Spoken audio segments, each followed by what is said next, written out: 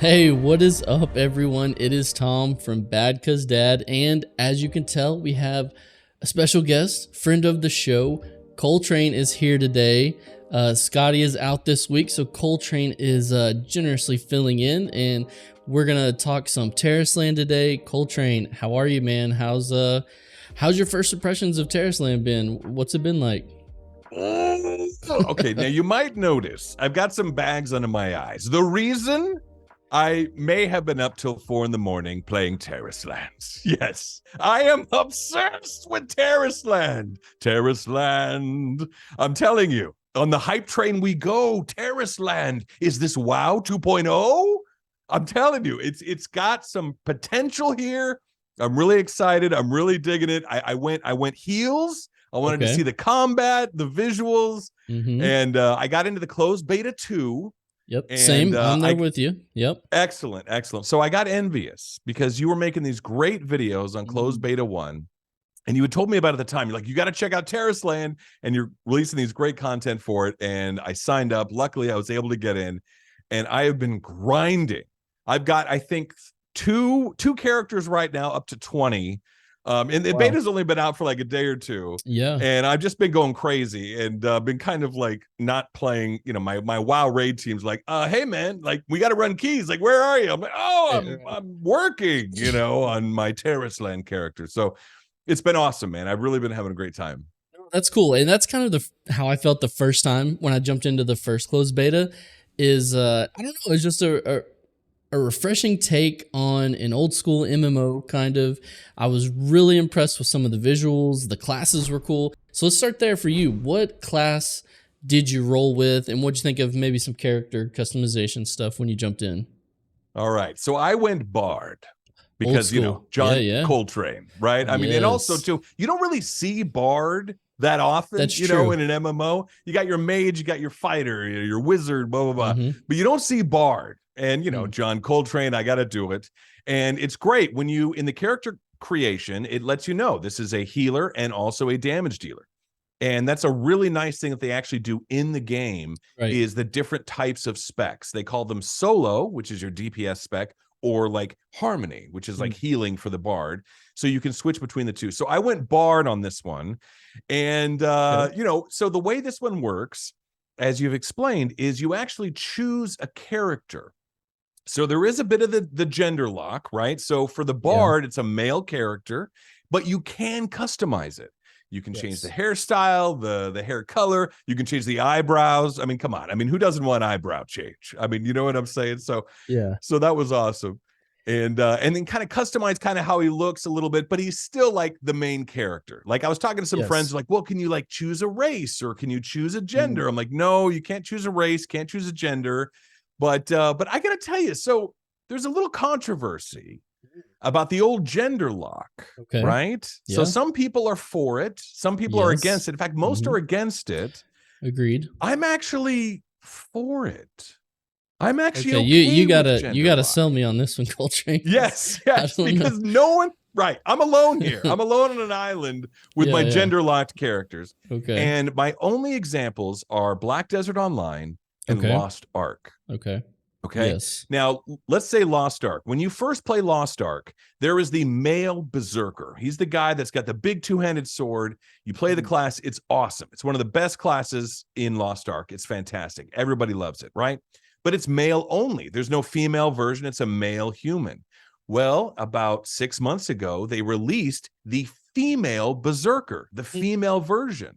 It's the same class, but slightly different. It's got different moves. It's got some more AoE stuff. It's a little bit faster gameplay, faster combat. Interesting. So on the dev side, So on the dev side, it's not that like crazy hard to do, right? But for the player side, it's hype. It's like, oh my, it's like getting a new class in a weird way. It's like, oh, we're getting the female berserker, and the whole community is super excited and all that stuff. And you know how MMO gamers are. We want new stuff all the time, right? Yeah. So having a new class like Black Desert Online, they have the Kunoichi and the Ninja, same class, same assassin class.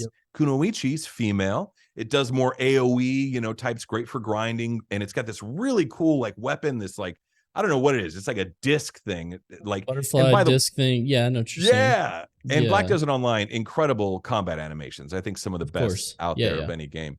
And then they came out with the Ninja, the male version, which is much more your traditional Ninja, more one shot, more burst. And there was huge hype.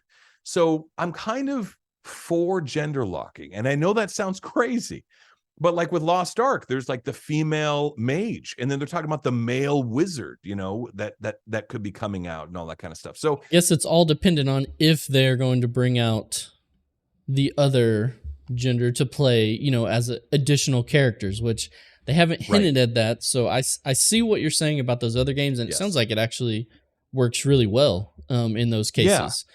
Because it keeps it kind of fresh and new, and also it gives these devs an option. This is some easy content that they can add. You know, oh my gosh, the female bard. Like right now, the mage in Tarisland is a female. Well, maybe they come out with the male mage, the male wizard, you know, and he's got different fire abilities and different type stuff. Similar animation sets, you know. But what that does is it's minimal dev time, but maximum player hype. You know what I mean? So I'm actually okay with it. I know a lot of people, you know, your character, it's an MMO, right? You're staring at that rump of that character 24/7, you know, as you're running around, you're questing. You want to make sure they look how they look. You want to zoom that camera around, get those screenshots, zoom in, you know, get the lighting just right. So you want to, you know, feel a part of that. But I'm actually for gender locking. And I by the way, and I acknowledge I'm completely alone here. Completely alone. Don't drag Koltrane in the comments, everybody. It's yes. You know. Like I get it. I know. Everyone hates this. You know what I mean? In fact, I think on the latest Closed Beta 2 trailer, the #1 comment with like 97 upvotes was "no gender lock" in all caps. You know, I'm like, okay, all right, guys, all right. So I'm alone here, but just the potential of being able to add, you know, the male wizard, the female bard, you know, I think is kind of cool. I think if they could do that, that would be great. And obviously they're still in beta, so there is room for changes. And we don't know right now what some of their plans are for classes. I'm assuming they will add new classes over time, or at least you would hope, maybe a shaman, or I don't know. Let's just get to the elephant in the room, I guess. Yes. It's a little bit, you know, it looks a little bit like another game we play. You know, the classes seem similar. Right. And so I don't know. Even the composer of the game, Russell Brower, may have done some work on another game, little game known as World of Warcraft. So how did it hit you when you logged in? You know, I know it has a really, you know, it has that little intro to get you into the game, and then you get to the zone, and it has the huge pan, and it opens up. Yes. What were your thoughts? What do you think of the graphics of the game, the visuals? And I think it's different enough to me. It kind of sets itself apart a little graphically from WoW. But what were your thoughts when you kind of got into the world and we're running around doing some quests and things like that? It didn't hit WoW for me. As crazy as that sounds, it sounds nuts. And this is an interesting game. This is the first MMO I've ever found where it doesn't present well. Meaning when you look at screenshots or you look at gameplay, like if you go to the YouTubes and you type in Tarisland Dungeon, healer POV or healer whatever, and you're going to see these dungeons and you're going to go, I don't know, what are these graphics? And this doesn't look very good. It looks kind of basic. And maybe it's the font, is the damage numbers. They kind of like, bloop, bloop, you know, maybe it's that, maybe it's that. But when you look at it, it just, I don't know if this is for me. It looks like, wow, it looks like this. But when you get in there, when you're in the world, when you're in these dungeons, when you're doing this combat, when you're feeling it, it didn't feel at all like WoW to me. It felt like League of Legends, that kind of stylized look, Valorant. I think this is, if you want a preview of what I believe the Riot MMO is going to look like, I think it's this. I think if you want to compare it to WoW, this is WoW 2.0. This is the latest version of WoW with those stylized graphics, but it's clean.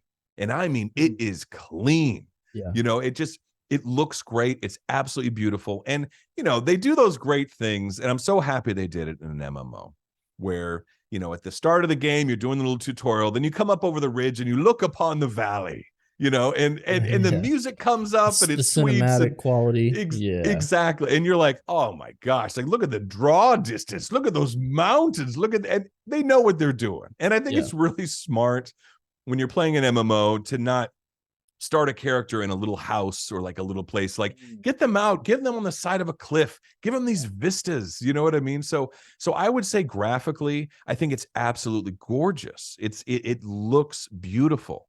But I noticed that when I was watching videos leading up to it, I was like, I'm not sure, it looks okay. But when you're in it and there's just something about it. It plays and looks better. In my time in the closed betas, I love the graphics. I think the world is absolutely beautiful. Obviously, we only have access to a couple zones right now, but I love it. I think the graphics look great. I think any MMO with this stylized look, I think they just nailed it. It's very good. Like you said, I think in one of my videos, I made the example. I know you threw out like a Valorant, League of Legends. I think I said kind of a cross between WoW and like Overwatch. A little, maybe like the character models at least. So I think it looks great. I had a video earlier when I did the first closed beta about the thing that I liked the most about Tarisland, and it was by far for me the dungeons. I absolutely loved my time in the dungeons. I thought the pacing was amazing. I thought everything was clear. You understood what was going on. The mechanics were really well telegraphed.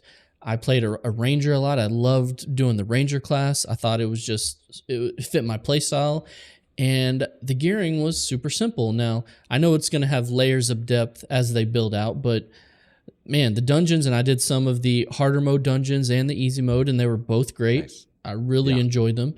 So what about you, Koltrane? I know you said you rolled a bard. Have you had a chance to jump into the dungeons, which I think this is what Tarisland is going for. They want to be the instanced PvE game. They want to do raids and dungeons really well. And in my opinion, I think it's looking promising. What's your experience been in some of those game modes?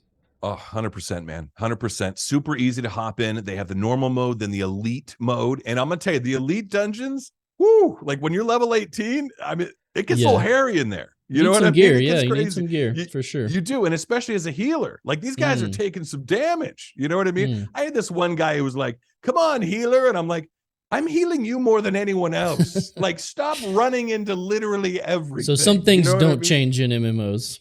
Well, that's true. Yes. It's always the healer's fault. Yeah, exactly. Blame the healer, right? It's the mantle we bear. Yes. But the dungeons, so it's fascinating. So here's the thing. One of the questions. Are there add-ons? No. But here's what they did. They put the add-ons in the UI, in the game. Beautiful. So a very popular add-on, Deadly Boss Mods or Bigwigs, right? From World of Warcraft, right? Which kind of lets you know boss ability that's happening. Hide, run, move to the left, move to the right. That's built into these dungeon fights. It's built into the game. So you're fighting this boss, and then all of a sudden it says, get behind the shield. And you're like, what? But it's in this like heroic voice too, by the way. It's like not like when we play, it's like, get behind the shield. You know what I mean? It's like this AI voice built into an add-on, but it's like the get nerd behind who the built shield. The add-on. Yeah. Yes, exactly. Right. Yep. Well, I'm also one of the voices in Deadly Boss Mods, actually. No joke. Actually, in the countdown, that's amazing. 5, 4, 3, 2, 1. You can actually choose Koltrane. So I'm actually one of the nerds that's actually in Deadly Boss Mods. Believe it or not, that's amazing. It's crazy. Yeah, a little side thing. It was just insane. But it's built into the game. So it says, get behind the shield in this kind of cool voice. And you're like, what? And then the shield comes, and then you see this dragon ready to breathe this fire. So I get behind the shield, So it's kind of, it telegraphs, it lets you know, it says dodge. And then boom, this thing pops on the ground. Oh, great. Heal this, break out your friend, free them, So it's interesting that it's kind of calling out these things. And it feels like a real battle in a weird way. It's like if you're on the battlefield, somebody would be shouting, he's trapped, free him. You know what I mean? And you're like, oh, okay, I'll go free them. You know what I mean? It kind of helped with the immersiveness for me. I know it's like a totally random little detail, but I really appreciated that. And there's also all these explanations of the fights. You can click on each dungeon, and it gives you out also a video of all the bosses, all the mechanics. It's very player Your own friendly. YouTube guide right in the game. You don't even have to click out of the game. It's amazing. Yeah. Super impressed. But you're right. The pacing was great. The boss fights were really interesting, really different. The elite modes offered a nice challenge, a definite ramp up, and better gear.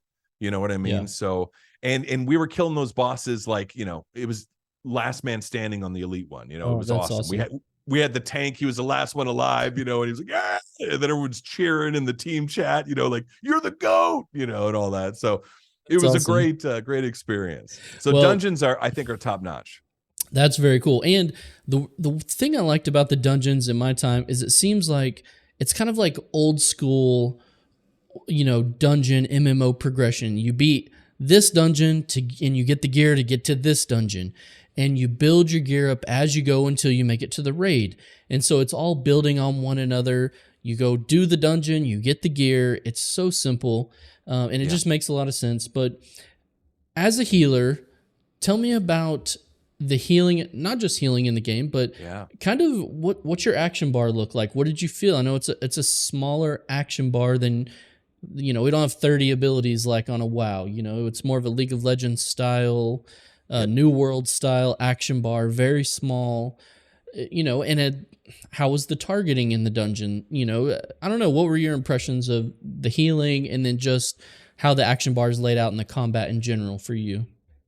It was interesting because you're right. There's not 30 abilities like World of Warcraft or Final Fantasy 14. I've been playing healers a lot lately. In World of Warcraft, I'm playing Holy Paladin. In Final Fantasy 14, Astrologian, White Mage, of course. You got to play a White Mage. I mean, if you're a healer, come on, right? You got to at least try it. But in this one, right, you've only got like 5 abilities, right? So you think to yourself, well, this has got to be like super simple. Like, what is it? Just like AoE heal and single target heal? Here's what they do. And this is fascinating. And I love this. So on the Bard, you've got these musical notes, right? You've got green notes and you've got yellow notes. Depending on what order you cast them in, you then play your final ring, your final final note, and it will cause a different thing to happen. So if I want to cast like a shield on someone, I cast 2 green notes, bring, bring, and then I hit my finisher, and then boom, a shield goes on that person.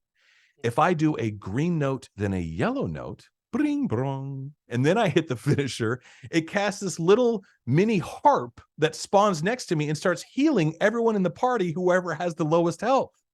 And then if I do 2 yellow notes, it causes a different effect. And then you can combine them. So you've got all these combos, which makes it really engaging gameplay. In fact, it actually reminded me of Ninja in Final Fantasy 14. I don't know. Did you ever play the Ninja class in Final Fantasy 14? I haven't played Ninja, no. Ninja's a fantastic class in FF14 where you do different combos to cause different things to happen. And it's the exact same thing here. Now, I'm speaking about the Bard specifically in Tarisland, but it's incredibly engaging gameplay. I've got the tank running in. I'm going to do 2 green notes, throw a shield on him. Boom.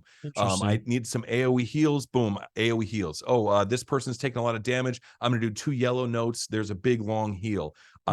Everyone's taking damage around me. I'm going to do a green, then a yellow. So it's on the move. You know what I mean? It's very engaging. So they've done a great job with, you've only got 5 or 6 abilities, which is easy to keybind.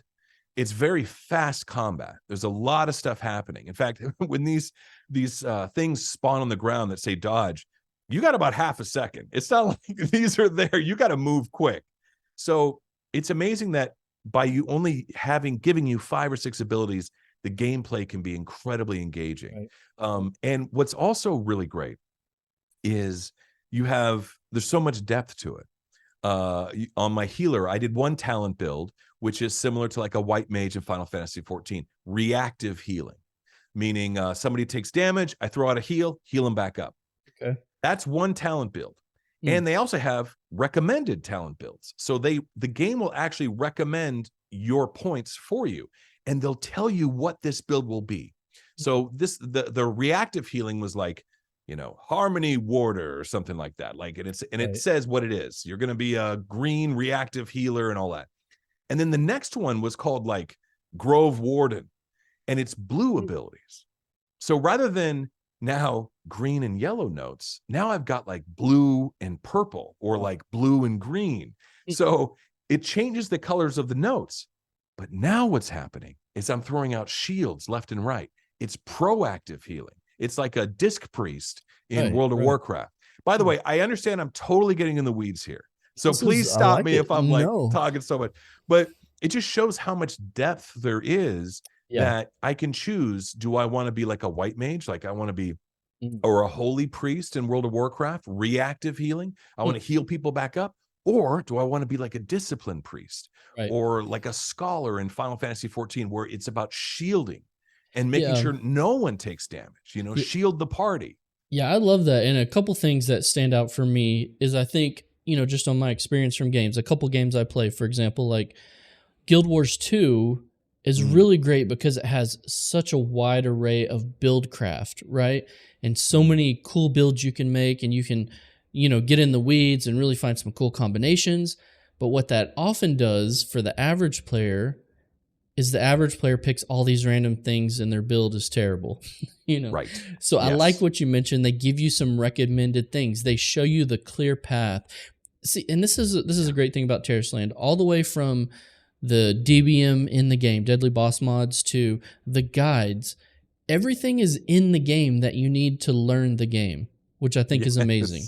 And the other cool thing that stands out with the combat itself is, you mentioned it's a smaller, you know, a smaller bar. You have 5, 6, 7 abilities with an ultimate. You have your healing potions, that kind of thing that goes on your bar.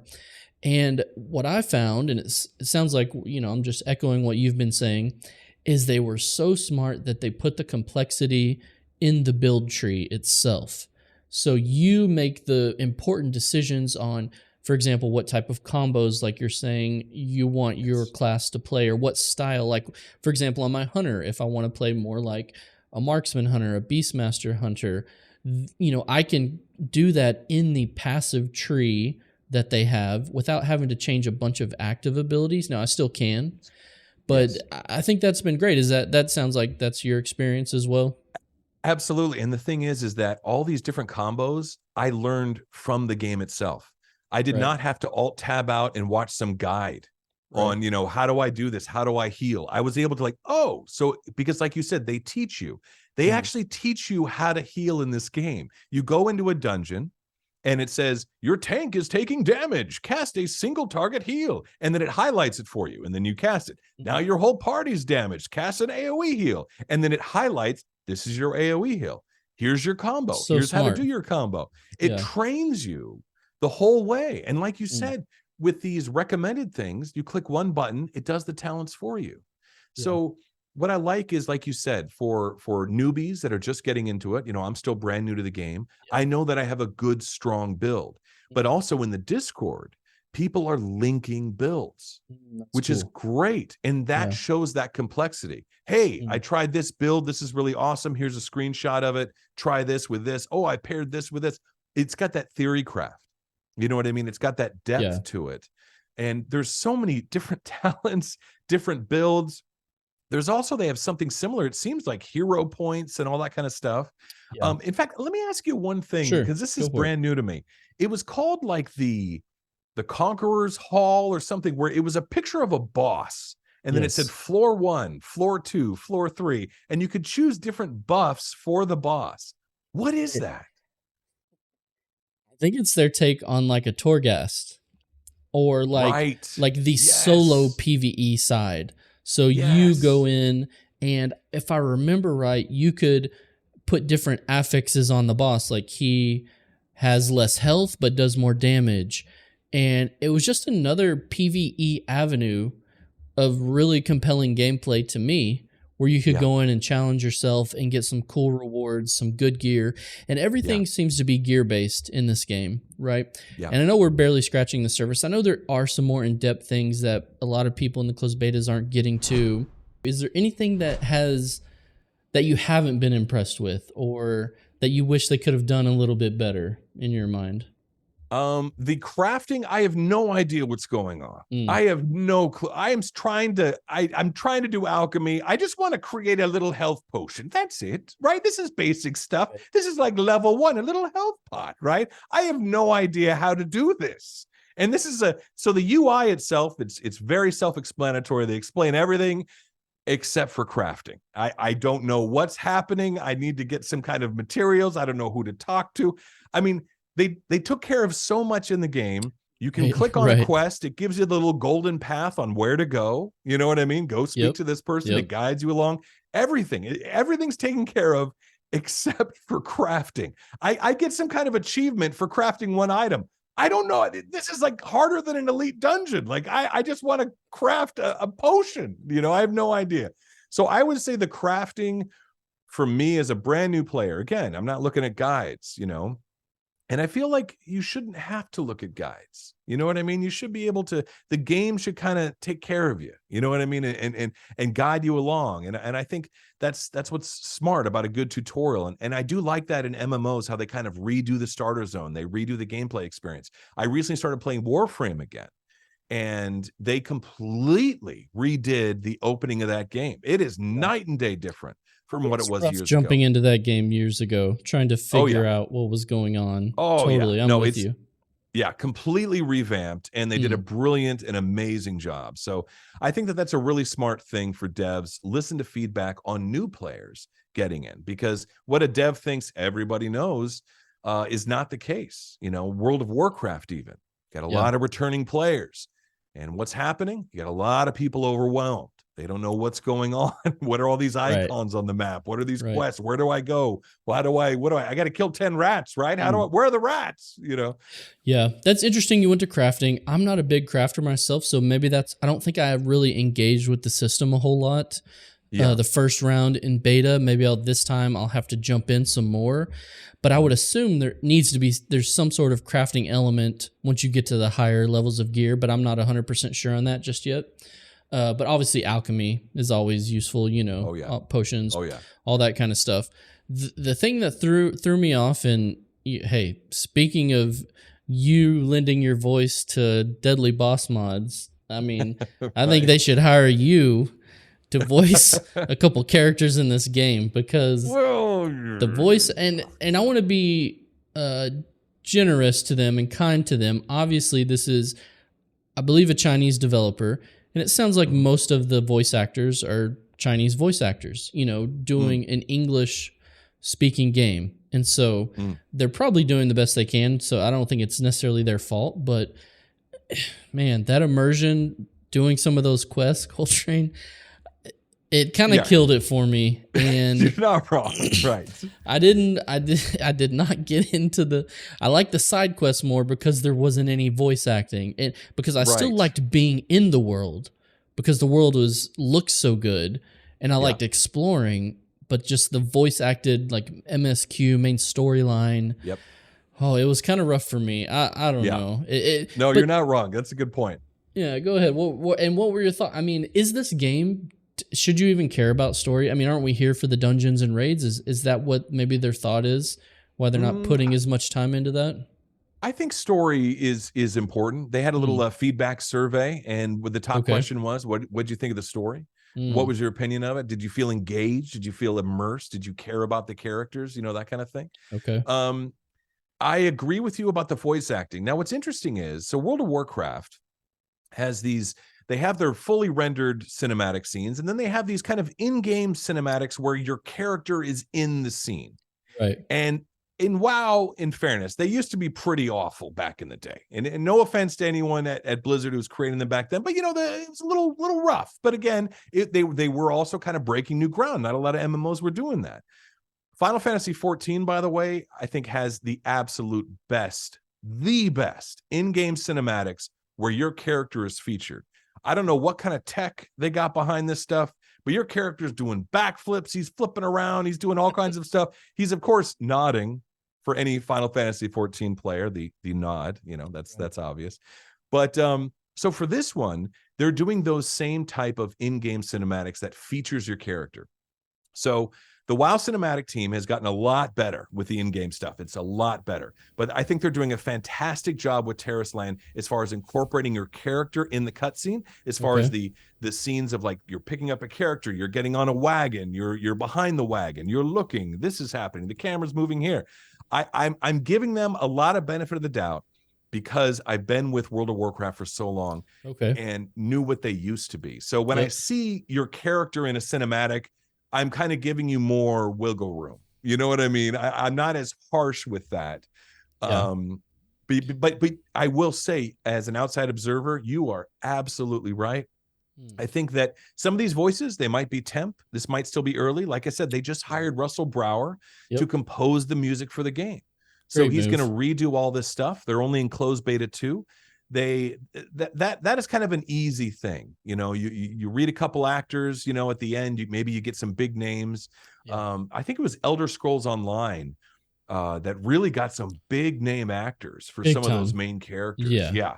Totally. Incredible, right? And the performance, like Kate Beckinsale, I think off the top of my head. That's right. A-listers, for sure. And Elder Scrolls Online, you want to talk about immersion. I remember doing some of those quests. Everything was fully voiced. I was in that world. I loved Elder Scrolls Online. I will say, in my opinion, this game totally has a place in the genre. I think a simplified version of WoW that focuses on the dungeons and raids and PvE content. I know there's PvP, but mainly PvE. It keeps it simple. The action bar's small. I just think they have an opportunity to carve out a space for themselves. I think it lacks a little polish and a little bit of AAA sauce or whatever that is to necessarily overtake like a WoW or some of the big ones. But I don't think that means it's terrible or that it's not a good game. I don't know. What is your placement? Let's say this game launches. I know you're a big raider. You're hitting the raids every week.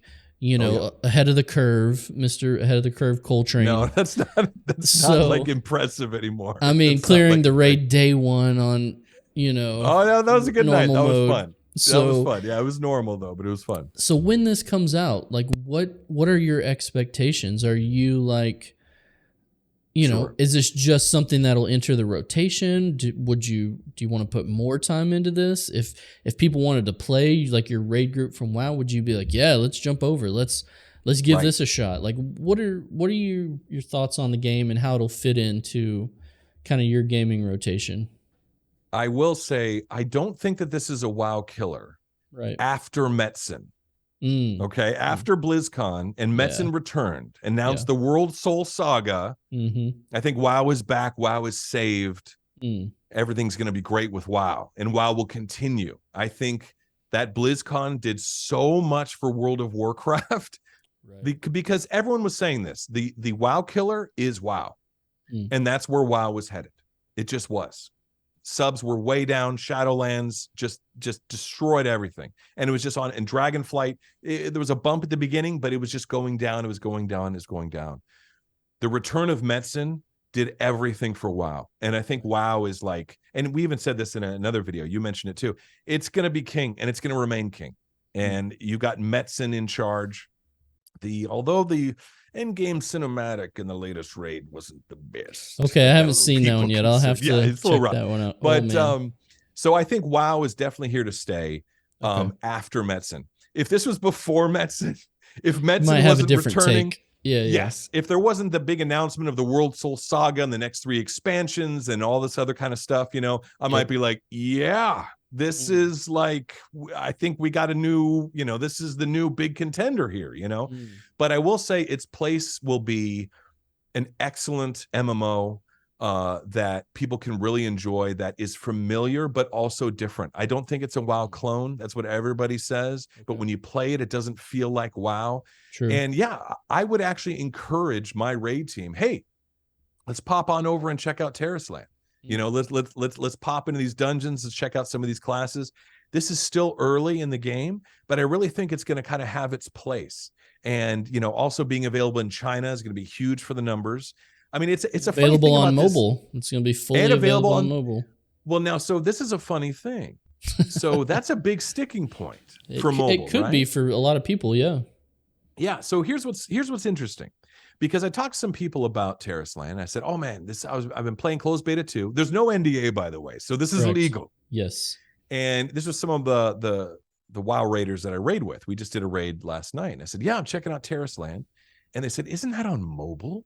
Oh. Like, I'm not going to play a mobile game. Is that on mobile? What is it, like super basic? Well, no wonder there's only 5 or 6 abilities. It's all on mobile. I would say to them, I wish you luck playing an elite dungeon on mobile. I wish you the best of luck trying to do these dungeons on your phone or iPad. Interesting. Because there's no way. I think it's the combat moves so quick. These dungeon fights, they're intricate. There's so many different phases and phase transitions. There's so much going on. There's no way you're going to be able to do this on your phone. I think people are going to use this to like maybe do a little bit of crafting, right? Maybe a little like gather some weeds, smack some rocks. You know what I mean? Just hang out, talk in guild chat, and just kind of have it on your phone as like background music that you find relaxing with the wonderful theme by Russell Brower. You know, while you're at work, you know, just to have some noise. But I'm telling you, check YouTube after this, and there's going to be some crazy kid doing elite raids with his phone. I'm telling you, I don't think it's going to be possible. I think because it's so complex, the combat is so intricate. There's so many different combos, different things you can do. Right. And on top of that, you've got all the movement, all the craziness going on. I wish you luck. I mean, if somebody can beat this on their little iPhone, you know, clear some elite raid. Yeah. Oh my goodness. Well, you've got me curious. I am interested to see what the UI even looks like on the phone, like how they lay it out and how clever they can get with it. Yeah, maybe I can jump into that before this closed beta is over just to take a look. But that's super interesting. Man, so I think it's going to have its spot. I think it's going to have its place.